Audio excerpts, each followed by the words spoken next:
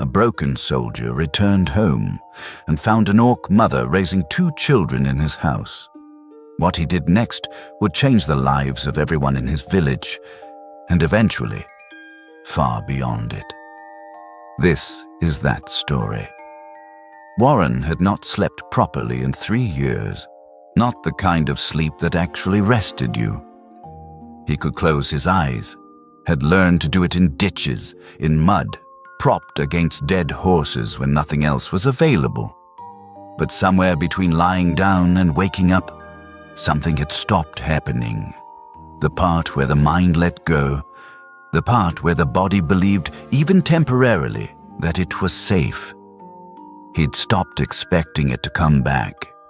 Some things the war took, you didn't get returned. He'd been walking for 3 days when he finally crested the low hill and saw his farm below. The word farm was being generous. What he saw was a collection of shapes he recognized. The house, the barn, the well. The apple trees his mother had planted 15 years ago, now overgrown in ways that suggested no one had touched them in at least 2. The fence, which had been straight when he left, now leaned in 3 different directions with the philosophical inconsistency of a man who'd had too much to drink. The war had ended 6 months ago, or it had stopped, which was the more accurate way to put it.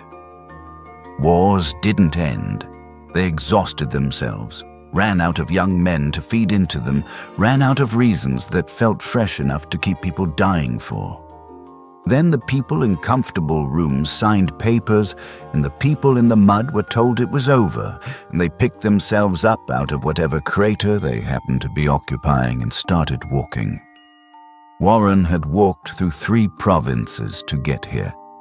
He'd passed through villages that had been burned and rebuilt and burned again. Through towns that held the particular emptiness of places that had lost too many people to ever fill the spaces back up. He'd slept in barns when farmers offered, and in ditches when they didn't, and he'd kept walking because forward was the only direction that made sense anymore. Now he was here. He stood at the top of the hill for a long time, just looking. He was looking for the thing that would make it feel like coming home. Some recognition in his chest, some settling of the weight that had lived behind his sternum for 3 years. He'd been carrying a picture of this place in his head through every campaign, every march, every moment when he needed something to hold on to. The picture had kept him moving. The reality was quieter than the picture, smaller, more real in ways that were harder to deal with than the imagined version had been. But then he saw the smoke, a thin line of gray rising from the chimney, curling into the autumn air with the calm certainty of something that had been doing this for a while. Warren stopped walking. He stood very still. Someone was in his house. He touched the sword at his hip. More habit than intent. The war had hammered the gesture into him until it happened without thought, the way breathing happened without thought. He wasn't going to draw it. Probably. But knowing it was there was the kind of comfort that didn't require justification. He came down the hill slowly, watching the house, watching the windows. His boots found the familiar path through the lower field without him having to think about it. His feet remembered even when the rest of him felt like a stranger. The door opened before he reached it. She was taller than he expected, though he wasn't sure what he'd expected. The armor she wore had survived a war. He could tell by the way damage accumulates differently from use than from neglect. These were real dents, real scratches, the kind that came from fighting rather than falling. She had green-gray skin and amber eyes, and she was holding a baby against her chest with the practiced ease of someone who'd been doing it for months. A child of maybe 7 years old peered around her leg, holding a wooden sword carved with enough detail to suggest whoever made it had taken the work seriously. Warren's mind did something it had learned to do in combat. It went very quiet, very fast, and simply observed. The orc woman looked at him. She didn't move back. She didn't reach for the blade at her hip. She just looked at him with the steady attention of someone who had seen worse things than a tired soldier standing in a field. "You are Warren," she said. Not a question. Her accent was thick, the kind built from listening rather than studying, every word pronounced as if she was translating it in real time. Yes, his voice came out smaller than intended. 3 days of not talking to anyone had done something to it. He cleared his throat. "This is my house." "Yes," she said. "I am Volma. This is Grok." "The baby. Behind me is Nara." The child with the sword, who was now studying Warren with the focused intensity of someone gathering data. "We have been living here for 4 months. 4 months. Warren did the arithmetic without meaning to. The war had ended 6 months ago. That means you moved in while it was still going. While my husband was dying, specifically. Her face didn't change. While he was bleeding on a battlefield 3 days' walk from here, I was in your house making soup from your stores. The honesty was somehow worse than any other response would have been. Warren looked at her for a moment, then past her into his house. He could see his table, his father's table, the one built from the oak that had fallen the winter Warren was 4 years old, the table he'd grown up eating at. His chairs, his fireplace, where someone had hung clothing to dry. Orc clothing, leather and rough fabric mended so many times the repairs had been repaired. "I should call the guards," he said. "You could." Her voice was even. "They would come. They would remove us." Nara would cry. Grok would cry. I would not cry because orc widows do not cry where humans can see. A pause. "We would leave. We would find somewhere between here and nowhere. We would not survive the winter." She said it the way someone described weather. Factual, unconcerned, as if she'd already mapped every possible outcome and was simply waiting to see which one arrived. Warren looked at her for a long moment. "I need to think." "Then think inside." Volma stepped back from the doorway. "It is cold. Thinking works better when you are not freezing." He sat at his own table, in his own house, drinking tea that an orc had made from his tea stores, while an orc child stared at him with unblinking golden eyes, and an orc baby gummed contentedly on a piece of dried meat. The tea was good, better than he'd remembered his tea being. "You added something," he said. "Honey." Volma sat across from him, Grok on her lap. "And mint. Humans drink tea like punishment. It should taste like reward." He took another sip. She wasn't wrong. The domestic quality of the moment was doing something strange to him. He'd imagined coming home 1,000 times during the war, and in none of those imaginations had there been an orc at his table serving him improved tea. His mind kept trying to categorize the situation, threat, intrusion, problem to solve, and kept failing because none of those categories quite fit what was actually in front of him. 4 months, he said. "Why this house?" "Empty, far from the village, no close neighbors." Volma hesitated, just briefly. "And it had a garden, small, already growing. Potatoes, carrots, onions. Someone had planted them and left. I thought perhaps they would not return. Wars take more than they give back." "My mother planted that garden," Warren said. "Before the conscription took every man between 16 and 40. She planted it so I'd have food when I came home." He looked at the table surface. the grain of the wood he'd traced with his finger 1,000 times as a child. She was dead before I made it past the third battle. Silence. Volma didn't offer condolences or fill the space with polite noise. She just sat there with her baby and her composed expression, and somehow the silence was the right thing. "The war is over," Warren said. "There are camps, resources, aid stations. For humans." Her voice didn't change. "Humans get camps and resources and aid. Orcs get stones thrown at them. Orcs get chased. Orcs get told that memory lasts longer than peace treaties." She looked at him steadily. "I do not ask for charity. I have been hunting. Small game, maintaining a house, fixing what I could fix. I was a smith before the war. I can work. I can earn my place." "With what?" Volma looked down at Grok in her arm. At Nara, who had settled onto the floor near the fireplace and was making her wooden sword fight invisible enemies. Then back at Warren, with eyes that held the particular exhaustion of a person who had been carrying weight that was never meant to be theirs alone. "With whatever you require," she said quietly. Warren felt something uncomfortable move through his chest. Not pity. Pity had a softness to it. This was harder than pity. It was the feeling of a problem that had no clean answer, only choices between different kinds of wrong. "I need to think," he said again.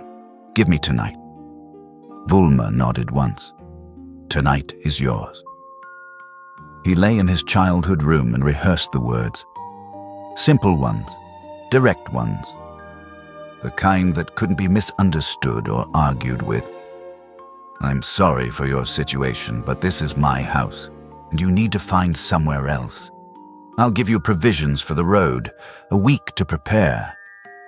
That's fair. Nobody could call it cruel. The law was on his side. Common sense was on his side.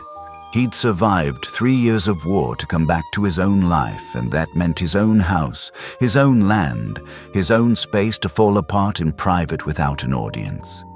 He rehearsed the words until they felt solid, until he could say them in his head without flinching, until he believed he'd actually say them.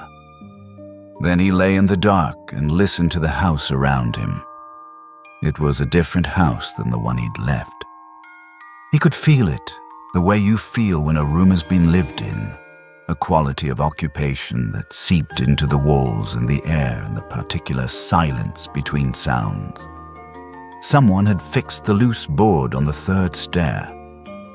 The window latch that had been broken for 2 years before he left was repaired. The smell of the place was different. Wood smoke and leather and something herbal he couldn't identify, layered over the familiar smell of old wood and cold stone. Through the floor, very faintly, he heard Grok fuss for a few minutes, then Volma's voice, low and even in Orcish, a sound that rose and fell like water over stone. The baby settled. Silence again. Warren stared at the ceiling and thought about a battlefield he'd crossed in the second year of the war. It had been a village once. He could tell by the foundations still visible under the scorched ground, the layout of what had been streets.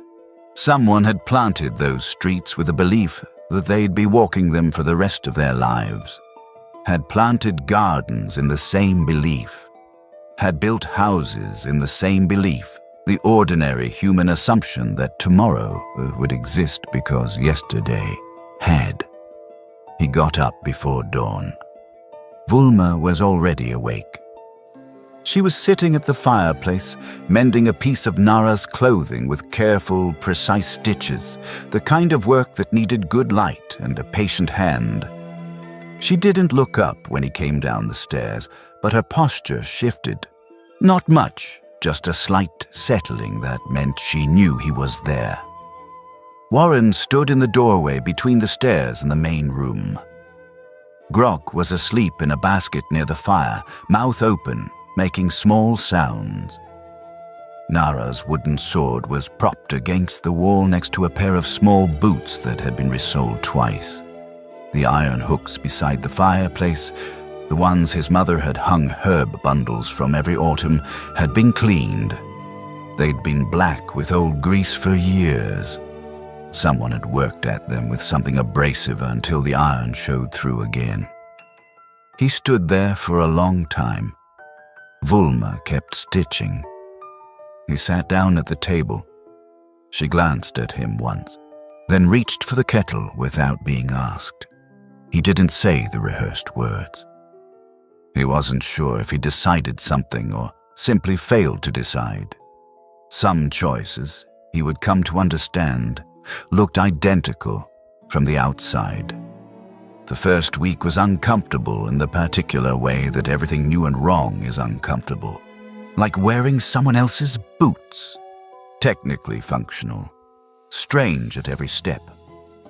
Warren took the small room upstairs, the one he'd had as a child. Vulma and the children took the main bedroom on the ground floor. They navigated the small space of the farmhouse by unspoken agreement. She rose earlier, he stayed up later, and in the middle hours they moved around each other in a careful silence that was mostly working. Vulma didn't make conversation. Neither did he. There was, between them, the particular wariness of two people who understood each other's capability for damage and had decided, provisionally, to keep their hands at their sides. Nara had no such agreement with anyone. On the first morning, she appeared at Warren's elbow while he was sharpening a fence tool and informed him that he was holding it wrong. He was not, in fact, holding it wrong, but he'd learned within 12 hours that arguing with Nara was a project requiring more energy than he typically had before his second cup of tea. "You have sad eyes," she told him on the second day. It was not an insult. It was an observation, delivered with the same flat accuracy she applied to everything. Like the dogs that come to the village edge after battles. They look for their people, but the people are not there. Warren thought about this for a moment. That's a sad thing to say to someone. True things are sometimes sad. She tilted her head.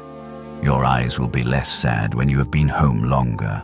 That is what Mama says. She says sadness that comes from war is different from sadness that comes from a heart. War sadness lives in the body. It leaves when the body believes it is safe. She looked at him critically. Your body does not believe it yet. No, he agreed. Not yet. She nodded, accepting this, and went back to whatever she'd been doing, which was apparently cataloging everything in his house that she found interesting. He would find her later studying the tools in the barn with the concentration of an apprentice. On the third morning, she asked about his snoring.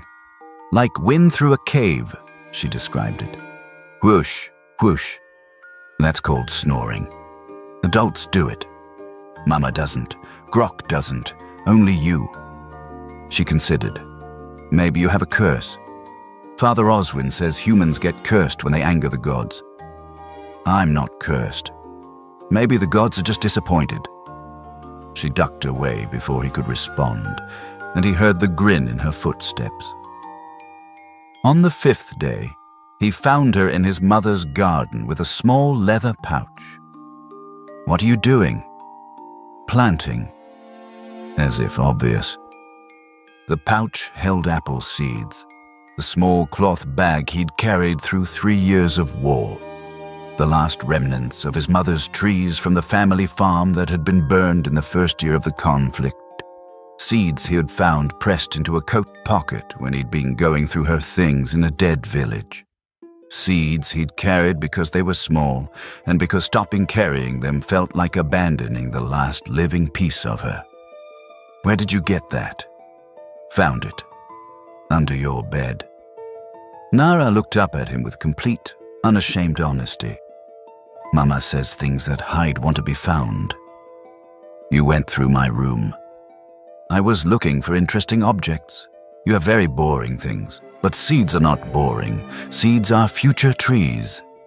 Warren crouched down. Those seeds are mine. They're dead if not planted, Nara said. Seeds are not pets. Cannot keep them in a bag forever. Must put in the ground or they forget how to grow. The logic was childish and simple and completely correct. He'd known it was correct for 3 years. He'd been too afraid to act on it because planting meant accepting that he was going to be here, that here was real, that the past was past and the present was what he had now. "Do you know how to plant apple seeds?" he asked. Her face lit up. "No, but you can teach. Teaching is sharing knowledge. Sharing knowledge makes tribes stronger. We're not a tribe. We're housemates. Housemates is a small tribe. Still counts." She held out the pouch. "Show me how to make trees." They spent an hour in the garden. Warren showed her depth and spacing and how to mark the spots, how to water without drowning. Nara asked questions with the relentless efficiency of a child who believed that every adult was a resource to be extracted of useful information. When he finally looked up, Vulma was standing in the doorway of the house. She'd been watching for a while, he guessed. When their eyes met, she gave a single small nod. Brief, precise, nothing more. He turned back to the garden. 3 days later, he heard the hammer. He'd been repairing a section of fence on the western edge of the property when the sound started, regular, purposeful, coming from the barn. He walked back and pushed the barn door open. Vulma had cleared a section of the barn floor and set up a makeshift smithing station. She had found, or built, he wasn't sure, a small portable forge, and she was working a piece of metal he recognized as part of the broken gate latch that had been sitting useless in a corner since before the war. Her movements were economical and precise. She wasn't performing the work. She was doing it with the focused attention of someone for whom craft was a language more reliable than words. She glanced at him over her shoulder. "That latch has been broken for years," Warren said. "I know." She turned the metal. "I will also fix the hinge on the barn door, the cracked beam on the east wall of the house, and the well mechanism, which is wearing incorrectly and will fail completely before spring." She paused. "If you want me to stop, I will stop. But things that can be fixed are better fixed." He watched her work for a while. There was a quality to it, the same quality he'd noticed in the mended clothes, in the cleaned iron hooks, in the repaired stairboard. An investment of care that went beyond what was strictly required. "The latch," he said finally. "My father made it, when I was a boy." Vulma was quiet for a moment. Her hammer strokes didn't change rhythm, but her attention shifted. "I can see his work in it. Solid construction. Wrong metal for a latch. Too soft, but the joinery is excellent." She glanced at him. "He built well." "Yes," Warren said. "He did." She turned back to the forge. He stood in the barn doorway for another minute, then went back to the fence. In the second week, the village found out. Ida arrived carrying bread and 20 years of knowing Warren, and she embraced him with the force of someone who genuinely feared he was dead. She smelled like her kitchen, and she talked with the practiced speed of a person who had stored up 2 years of news and needed to release it all at once. And for a few minutes, it was almost like before. Before the war. Before everything. Then Nara appeared in the doorway. Ida's face did several things in quick succession. "That's an orc. Her name is Nara. There's an orc child in your house, Warren." "Yes." Ida took a step back. then another, as if distance might rearrange what she was seeing into something that made more sense. What have you done? Made an arrangement? With orcs? She dropped her voice, as if a quieter volume might make it less real. Warren, they killed people. They killed our people. Your own mother died because of what they did to the supply lines. And having them here is my choice, Warren said. My house, my land. Ida thrust the basket at him, hard enough to communicate exactly how she felt about that. Then you're a fool. She turned and walked away with quick, angry steps, and the bread she'd brought was still warm when he set it on his table. Nara had watched the entire exchange from the doorway without moving. She has big fear, the child said. Yes. Did my people kill her family? Warren looked at her for a moment, at her serious golden eyes, at the wooden sword on her back, at the missing baby tusk that made her look both fierce and young at the same time. Probably, he said honestly. Just like my people probably killed hers. That is a sad circle, Nara said. Everyone killing everyone. Nobody winning. Then when it stops, everyone just finds new reasons. She looked in the direction Ida had gone. War is stupid. You're absolutely right. I know. She went back inside. That evening, Father Oswin arrived. He was thin and kind-eyed, and a little bit distracted in the way of a man who had too many problems in his parish and not enough answers for any of them. He stood on the porch and held his prayer book and looked past Warren to where Volma was visible through the window. I've heard concerning reports, he said. I'm sure you have. The village is unsettled. People are afraid. They're saying you've betrayed the memory of everyone who died. And what do you think? Warren asked. The priest was quiet for a long moment. I think mercy is supposed to be hard. That forgiveness is supposed to cost something. He finally met Warren's eyes. I also think you're either the bravest man I know or the most foolish. Which should I be? Whichever one helps you sleep at night. He paused. The village will petition the Lord for their removal. I can't stop that, but I wanted you to know that I'll be praying for all of you. He left. Warren stood in the doorway and watched the dark settle over the fields and thought about the difference between prayers and actions and how the distance between them was where most of the world's damage happened. That night, Nara couldn't sleep. She appeared on the stairs in a nightshirt that had been made for a human child and was approximately twice as long as she needed. She climbed onto the chair across from him with the solemn purposefulness of a child who decided that a conversation was going to happen and was prepared to see it through. If humans make us leave, she said quietly, where do we go? Warren didn't have an answer that wasn't a lie. Your mama is strong, he said. She'll figure something out. Mama is strong, but also tired. Her feet swung back and forth, not reaching the floor. She does not sleep sometimes, just sits and stares at nothing. When Papa died, part of Mama died too. The part that makes choices easy. Now every choice is heavy.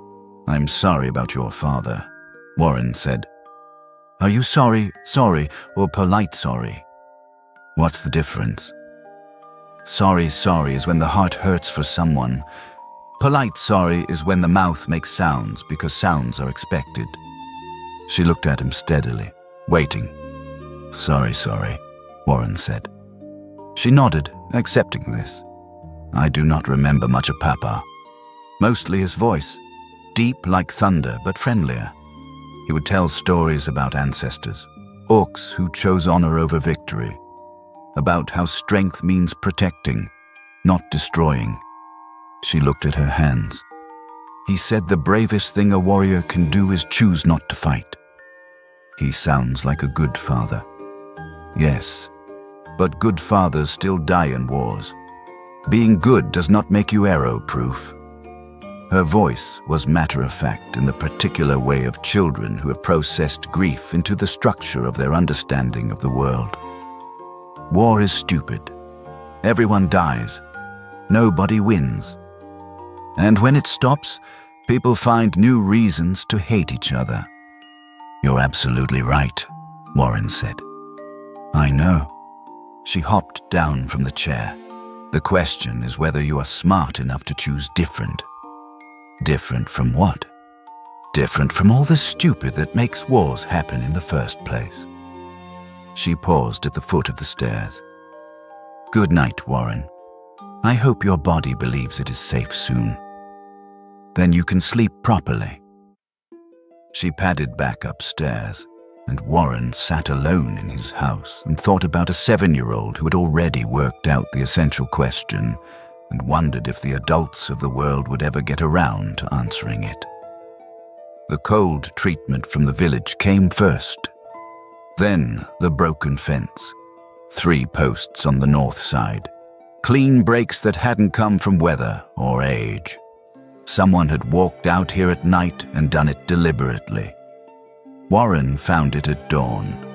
He stood looking at it for a moment, then picked up the tools and started on repairs. Vulma appeared 20 minutes later. She looked at the fence, at Warren's face, and picked up the other set of tools without a word. They worked in silence until it was fixed. "Will they come back?" he asked. She drove a post into the ground with a single practiced stroke. "People who want you to leave do not stop at fences." She was right, as she was usually right about things she'd had more experience with than he had. He met Mukar in the market square the following week.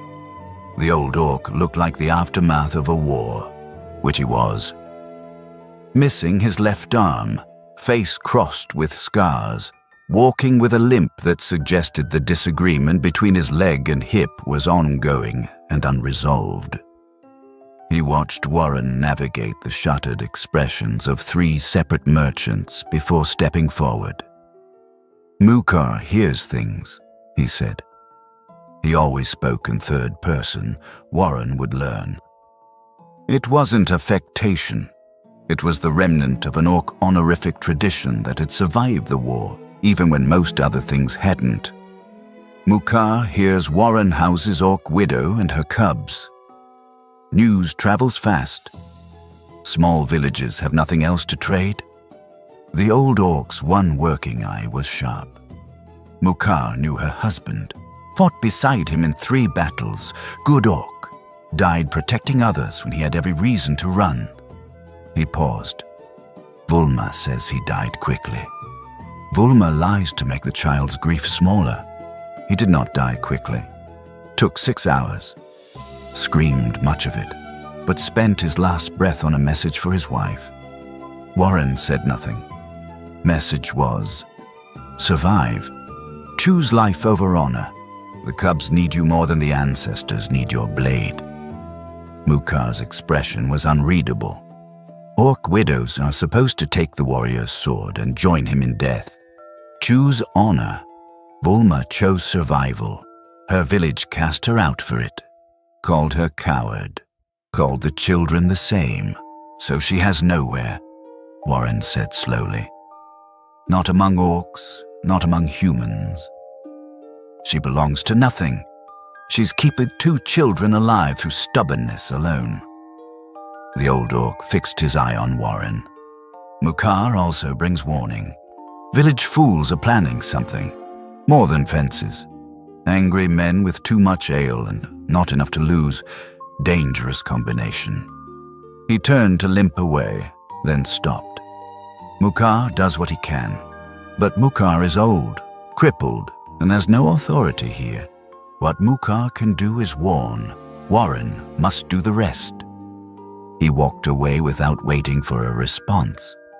Warren ran.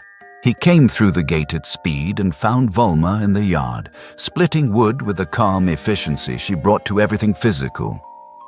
She read his face before he'd said a word, and set the axe down. He told her everything. She was quiet when he finished. She looked at the house, at the garden, where small shoots marked where they'd planted the apple seeds, at the barn, where the repaired latch gleamed on the gate. "We should leave," she said. "Tonight. Take what we could carry." "No." The word came out with more certainty than he'd felt about anything in months. He felt something settle in his chest, the particular solidness of a decision that had been made before the mind caught up to it. "You're not leaving. This is your home. We are temporary." "I'm saying you're not." He met her eyes. "Because you fixed this house when it was rotting. Because Nara planted my mother's seeds when I was too afraid to. Because I watched you work in that barn and I know what it looks like when a person puts their whole self into something, and you've been putting your whole self into this place for 4 months. He paused. "This is your home. I'm choosing it. Right now." Volma stared at him with the expression of someone recalculating something fundamental. "You owe us nothing," she said quietly. "I owe you a home," Warren said. "I have one." "Sir," Nara appeared in the doorway. She had been listening, of course. She always was. "Home is where people choose to stay, even when leaving is easier," she announced. "That is what it is." "Yes," Warren agreed. "Exactly that." They came that night. 8 men. 9 counting the one at the back who kept almost leaving, held in place by whatever combination of loyalty and doubt and ale had brought him here in the first place. Warren heard them from inside. Boots on gravel, the particular careless noise of people who believe they're being stealthy but have had enough to drink that the body is operating on a slight delay. He came downstairs to find Volma already standing at the door. Grok settled with Nara, blade strapped on, absolutely still. "You don't have to come out," he said. "If they come for my family, I stand with my family." She said it the way she said most things, simply without drama, as though it were the only possible interpretation of the situation. That is what warriors do. They went out together. The lead man was Marcus, the blacksmith's son, built like his father but without the patience that came from years of careful craft. Stefan the farmer stood beside him, smelling of ale and righteous certainty, and behind them were 6 other men Warren recognized from years ago, before the war had taken everyone away and then sent them back changed.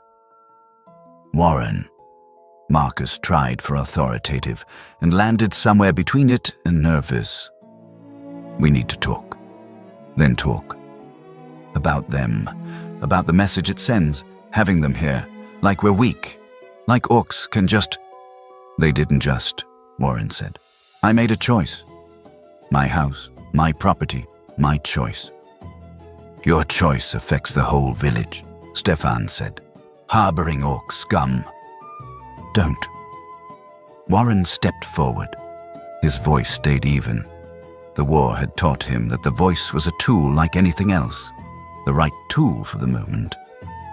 "Think carefully about the next thing you say." "What's he going to do? There's one of him," someone muttered from the back. "I killed 23 orcs that I counted." Warren said it without inflection, without pride or shame, just the flat weight of fact. "On battlefields, following orders I didn't question because questioning wasn't allowed. I killed boys who cried for their mothers in a language I didn't understand. I killed farmers who'd been conscripted. I did all of it because someone told me it was necessary."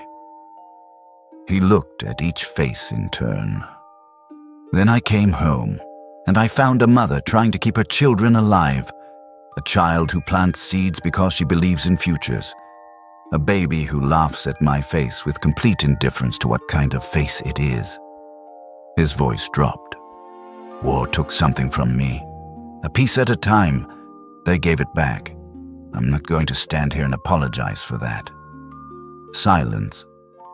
Vulma stepped forward. Her voice was quieter than Warren's had been, but it carried. You want to remove us? I understand this.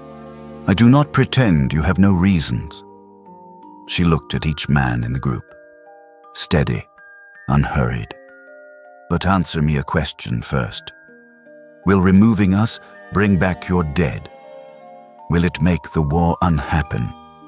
Will it heal the wounds that will show in your faces for the rest of your lives? She paused. Or will it simply add more grief to a world that already has too much of it? The group shifted. The man at the back had stopped looking like he wanted to leave and started looking like he wished he'd never come. Then Peter spoke. He was the baker's apprentice, young, with the look of someone who had been carrying something heavy for a while and had been waiting for the right moment to put it down. My best friend was an orc, he said. His voice was unsteady. We fought together for 2 years. He saved my life 4 times. We had plans. After the war, we were going to open a bakery, combine what we each knew. He stopped. When he continued, the words came out rough at the edges. He died taking an arrow that was meant for me. He had enough time to say one thing. He said, make the bread anyway. Prove that something good can come from all of it. He looked at Marcus. I'm not doing this. I don't know what I thought I was doing here, but I'm not doing it. He turned and walked away. One by one, the others followed, not quite meeting anyone's eyes, moving with the slightly deflated posture of men who had talked themselves into something and been talked out of it and were now trying to figure out what to do with themselves. Marcus was last. He stood for a long moment looking at Warren with an expression that had started as anger and traveled somewhere more complicated. Then he left without speaking. Vulma let out a slow breath. Very brave, she said. Or very stupid. People keep saying that. Because it keeps being both. She looked at him with something in her expression that he would spend a while afterward trying to name. Not gratitude exactly. Something closer to recognition. The expression of a person who has been waiting to see evidence of something, and finally has it. You did not have to stand there. Yes, Warren said simply. I did. The weeks that followed were quieter than the weeks before, which was its own kind of adjustment. The village didn't embrace what Warren had built. They didn't send delegations of goodwill or offers of friendship. What they did was gradually, grudgingly, stop fighting it. The cold middle ground of people who have decided that the energy of opposition costs more than the discomfort of tolerance. It wasn't acceptance. But it was a kind of ceasefire, and Warren had learned to recognize the value of ceasefires. Father Oswin started coming by on Thursdays, ostensibly to pray. Actually, Warren realized by the 3rd visit to teach Nara to read, which had apparently been suggested by Nara herself in the way she suggested most things, directly, with the unstated assumption that her idea was excellent, and the only remaining question was when they'd start. Nara took to reading with the intensity she brought to everything. Within a month, she was through the priest's primer and asking for something harder. Within 2 months, she was reading to Grok from books that Grok definitely couldn't understand yet, but which Grok seemed to find soothing anyway. The sound of his sister's voice was apparently sufficient content. Ida's bread reappeared on the doorstep one morning without explanation. It kept appearing after that, always gone by the time Warren looked. He didn't force the issue. Some things healed in their own time, around the edges, in the parts people didn't have to acknowledge out loud. Mukar came by on irregular days, leaning on his walking stick with the ease of a man who had made peace with his limitations without making peace with anything else. He taught Warren Orc drinking songs that were entirely inappropriate for polite company. He told Nara stories about her father, real stories with detail and weight in the particular dignity of memories given to someone who deserved them. Nara would sit completely still for these, which was the only time in Warren's experience that she was completely still and cry and laugh in the same breath and ask for more. He taught Volma where to find good leather and who in the nearest town would pay fairly for skilled smithing work. He did not explain why he kept coming. He didn't seem to think he owed an explanation. He had decided to be useful, and he was being useful, and that was sufficient. The apple shoots survived the first frost. Warren found himself checking on them every morning, measuring their growth, worrying about cold nights, feeling something embarrassingly close to pride about each new leaf. He'd carried those seeds through 3 years of blood and fire, and had been too frightened to put them in the ground. Now they were in the ground, and they were growing, and some mornings that felt like the most significant fact in the world. "They're going to make it," Nara announced one morning, crouching beside him in the garden with her hands on her knees, examining a shoot with the authority of someone who had no horticultural training, but had strong opinions regardless. Seeds from warrior farmers always survive. Is in their nature. I'm not a warrior. You fought in a war. You defended your family. You choose the hard path over the easy one every time there's a choice. She looked up at him. The sword is just decoration. Warren laughed. Actually laughed. The kind from the belly, not the polite kind he'd been producing for years as a social transaction. Nara looked pleased with herself in the way she always did when she'd caused a reaction she'd been aiming for. "When did you get so wise?" he asked. "Was always wise. You were just too busy being sad to notice." She stood, brushed dirt from her knees. Sad takes time to leave. Like winter, eventually spring comes. You just have to survive until then. She went inside, leaving him crouching in the garden with mud on his hands and something lighter in his chest than had been there a few months ago. It was a Tuesday when Volma laughed for the first time. It happened because of Grok, who had recently discovered that he could pull himself upright by holding on to furniture, and who had been spending several days falling dramatically from various surfaces, and treating each fall as a fascinating new data point rather than a setback. On this particular Tuesday, he had pulled himself up using Warren's boot, and when Warren moved his foot to avoid stepping on small orc fingers, Grok sat down with an expression of such profound personal offense that Nara started laughing, which set Warren off, and Volma, who'd been mending something at the table with her usual focused composure, made a sound. It was brief. It was quiet. It was gone almost immediately, replaced by the composed expression she usually wore. But for a moment, her whole face had changed. Something had come through from underneath, something younger than the person who'd been walking around in that armor. Warren caught it and didn't say anything. Some things you didn't comment on. But that evening he noticed that when she sat at the table, she sat slightly differently, less as if she were waiting for something to require her response, more as if she were simply sitting. He came downstairs that night and found her at the table with a lamp burning low, and sat across from her without asking permission or offering explanation.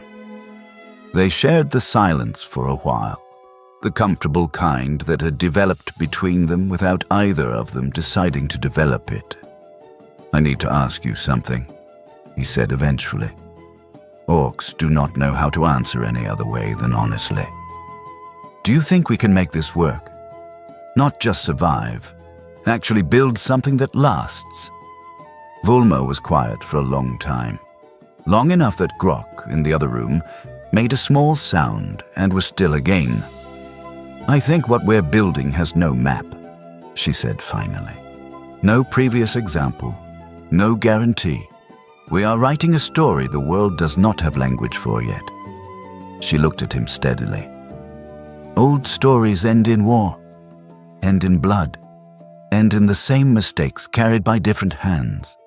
But maybe a new story ends differently. Her voice was even, but something moved underneath it. Maybe is not a promise, but maybe is better than never. Warren reached across the table. She looked at his hand for a moment, then took it, not tentatively. The way Volma did everything, with full presence, once the decision was made. Then let's be maybe, he said. Together. Together, she said. And that was enough. Spring came the way good things usually did, gradually, and then all at once. The apple shoots survived the winter. The village began its slow rearrangement towards something that wasn't quite acceptance, but wasn't opposition either.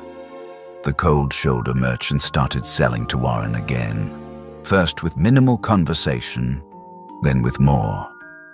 Ida started knocking on the door instead of leaving bread silently, and one afternoon she was standing at the table drinking Volma's honey mint tea with the expression of someone doing something slightly against their better judgment and deciding it was worth it anyway.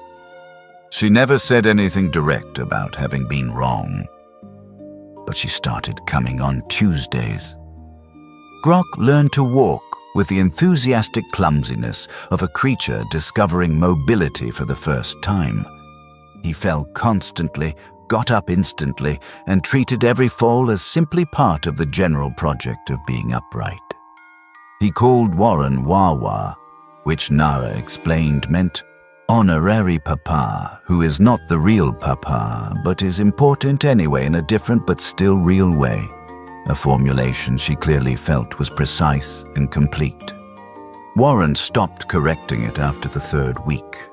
Volma's armor came off piece by piece, not dramatically, not in a moment, just gradually. First the pauldrons, then the braces.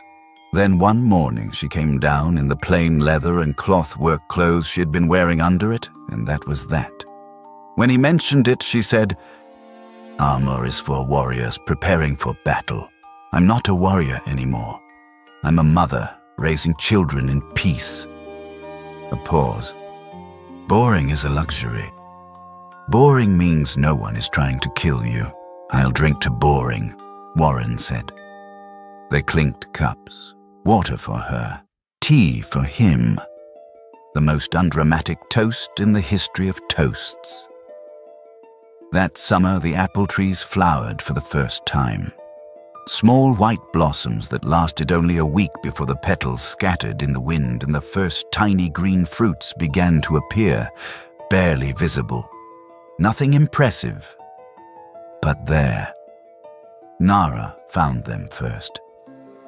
She came running in with the full-body enthusiasm of a child who's been waiting for something and seen it arrive, and Grok started laughing simply because his sister was laughing, and they all went outside together and stood in the garden and looked.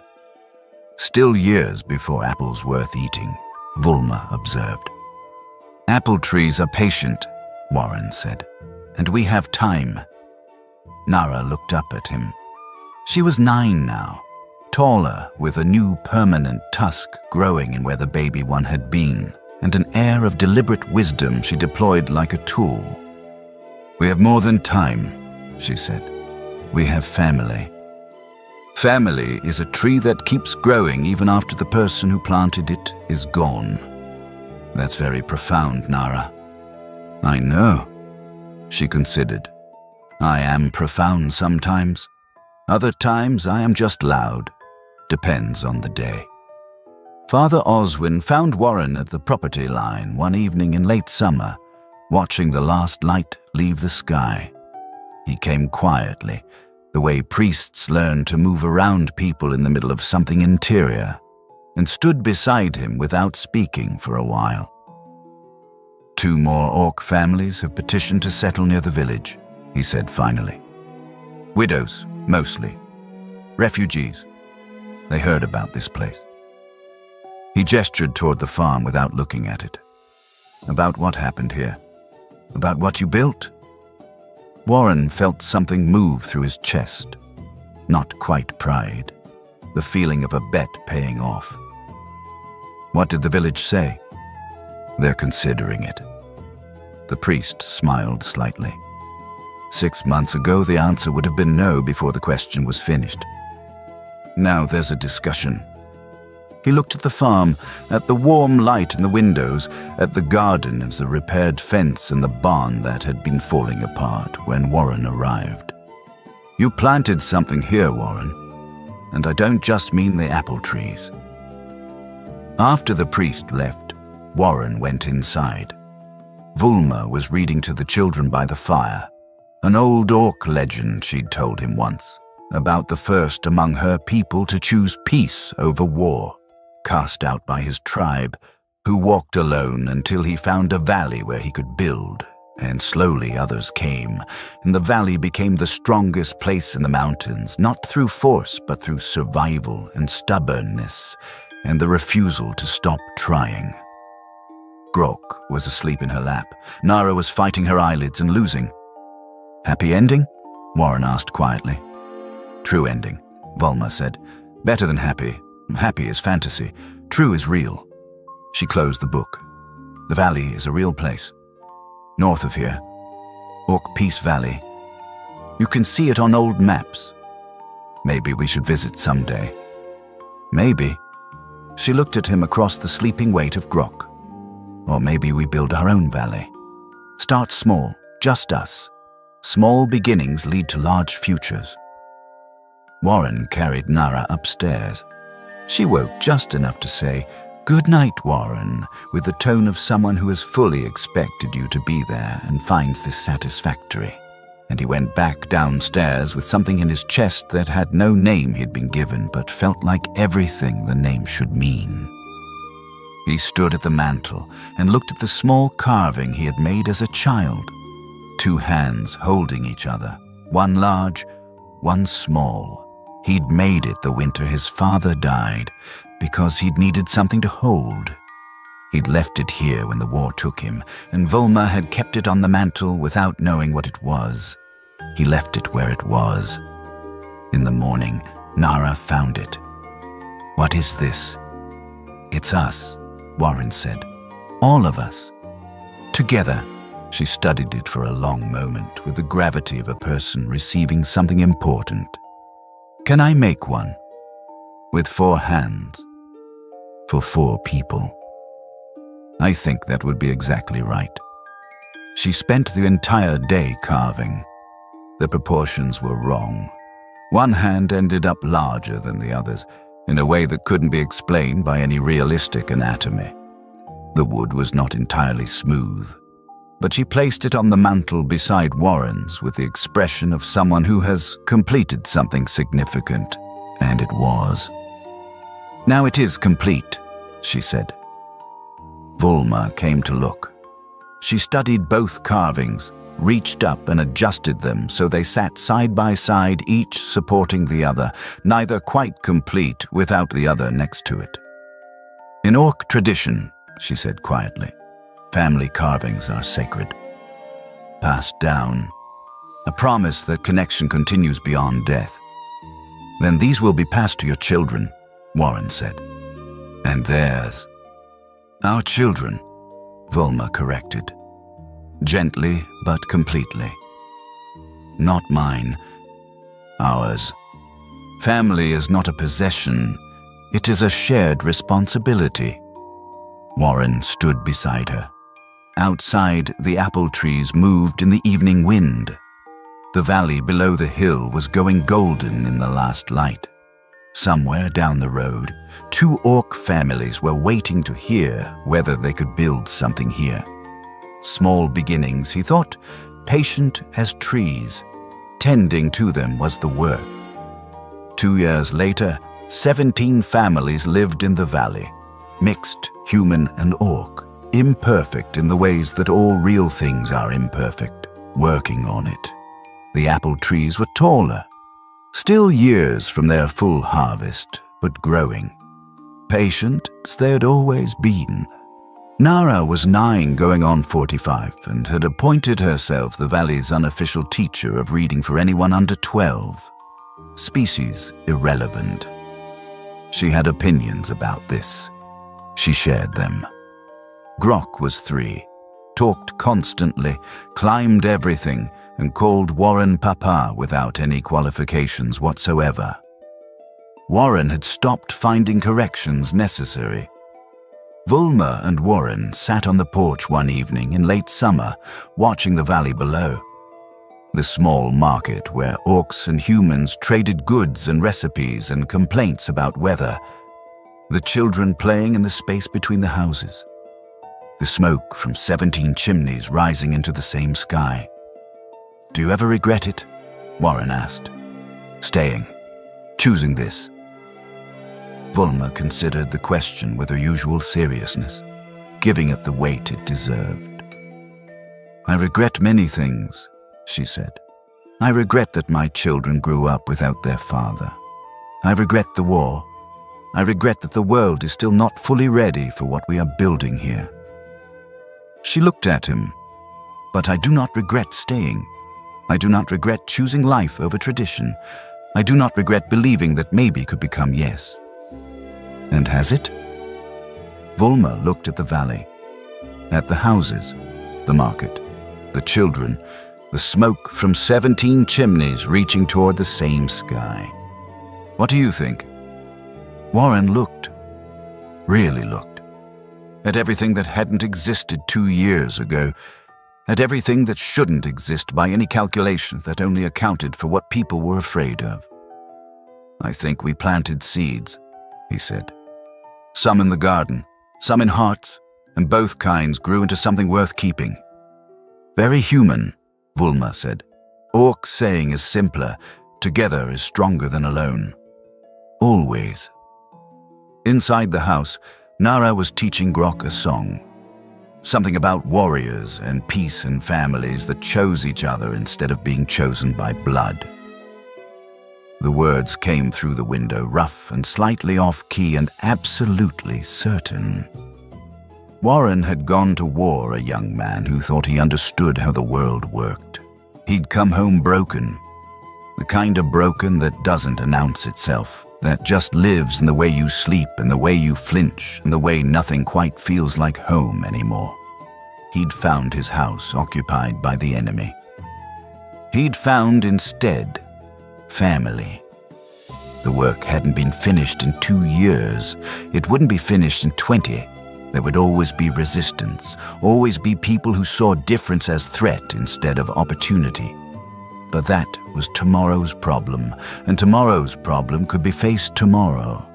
Tonight, Warren had a family, had a home, had small apple trees growing in a garden planted by hands that should have been enemies and chose to be something else instead. The moon came up over the valley, silver light on mixed rooftops, on gardens growing food for multiple families, on children sleeping in houses provided by people who looked nothing alike and loved just the same. Some victories aren't won on battlefields. They're won in the quiet moments when people choose to see persons instead of labels, when they choose hope over fear, when they open their door to someone the world says they should be afraid of, and find out that the world was wrong about that particular thing. Warren had been broken when he came home. He was still, in some ways, being repaired. But the tools were good, and the people helping were patient, and the trees were growing. That, he had learned, was enough.